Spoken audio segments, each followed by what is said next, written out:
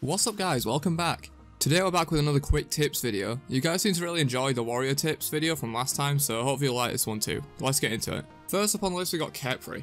I see a ton of people not doing this small thing on Kepri when really they should be. It involves his Rising Dawn ability and the damage reduction that it gives. Instead of walking up to the enemy minion wave like you might with things like Rama's arrows to hit all 6, you should actually step back a bit and fire the ability at your own melee minions as well as the enemy's 6 minions, because this will give them the damage reduction from the 2, which will slow down the enemy's clear time and can give you a crucial advantage in lane clearing those minions faster. Next up we got a really quick tip for Sobek's charge prey. He actually gets immunity frames for a very short time after he hits the target that he's about to pluck. He becomes immune to all CC and can't have any damage put onto him. He'll still be affected by damage over time. It's like Freya ult, stuff like that. You can still take damage over time, but you can't have any like new damage effects applied to you.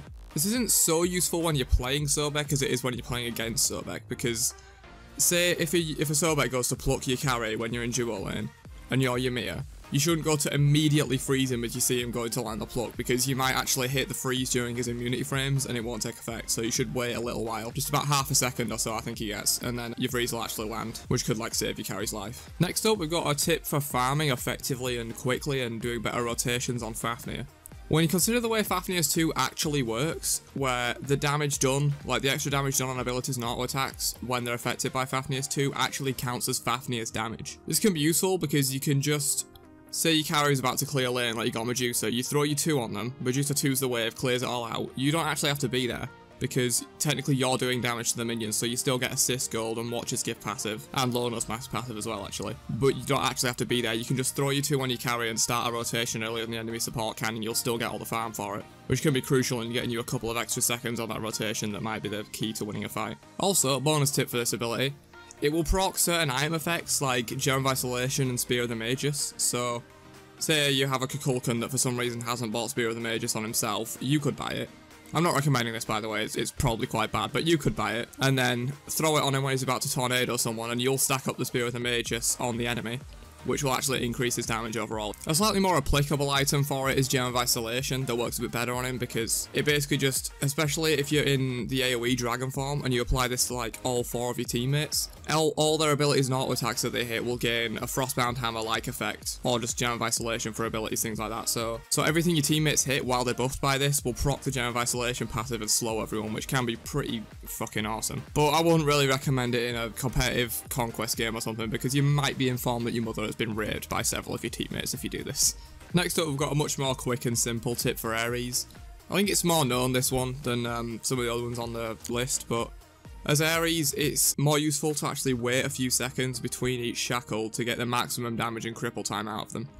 If you just fire all the chains immediately, you get something like 5 or 6 seconds of damage and cripple time, whereas if you wait 2 seconds between each chain, you can get up to 8 seconds of damage ticks and cripple time. Another quick note, you can also like weave auto attacks in between the chains if you need that little bit of extra damage to maybe secure a kill. And the last tip for today involves Terra's walls on her 2. You can actually use the walls to block your own minion wave. You think this is pretty counterintuitive as it allows the enemy wave to push up faster, and you might, like, that's usually not what you want to do in a MOBA. But if you do it right, it's actually pretty useful. If you block 4 or 5 of your minions, but like 1 or 2 of them move up the lane, they end up dying to the enemy's full wave of 6 minions, so the enemy lose 1 or 2 minions worth of gold and XP. But since they were only fighting 2 minions the enemy wave instead of 6, none of the enemy minions die, so you get the full wave of XP and gold, but they only get like 3 or 4 minions of XP and gold, which puts you slightly ahead of the enemy, might make you hit like level 3 or level 5 before them or something like that. This is a slightly more advanced tip, and it's also worth noting that the strategy only works against dual lanes that start at buffs, so if they ever like do a start where it's just the ADC starting in lane or ADC and support both starting lane, this isn't going to work, because they'll be there for the 2 minions anyway and you'll just lose push pressure. But if you know they're going to be starting at buffs, like you think they're going to be starting at buffs, this can be a useful strategy to go with. Also, shout outs to Emilzy for figuring this one out. I'll link to a video in the description where he does this so you can see an actual more applicable usage of it rather than just me in jungle practice. Thanks for watching, hope this was useful and you learned something from it. Let me know if you have any ideas for future videos you want to see on the channel, and be sure to subscribe if you enjoyed this and want more of this type of video. That's about it. Peace out, nerds.